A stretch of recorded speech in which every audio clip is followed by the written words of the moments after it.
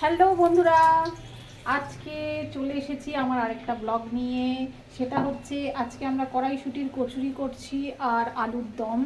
রাত্রিবেলা, শনিবার আজকে নিরামিষ, তো শনিবার আজকে নিরামিষের খাবার হচ্ছে কড়াইশুঁটির কচুরি আর আলুর দম। তো আমাকে সাহায্য করছে আমার মেয়ে, দেখো এখন বেলছে আর আমার কাজ হচ্ছে ভাজা। রুটিতে পুরো আমি দিয়েছি মা। ও, রুটিতে পুরটাও? ময়দা। হ্যাঁ হ্যাঁ, সরি, ময়দাতে পুরটাও মেয়েই দিয়েছে।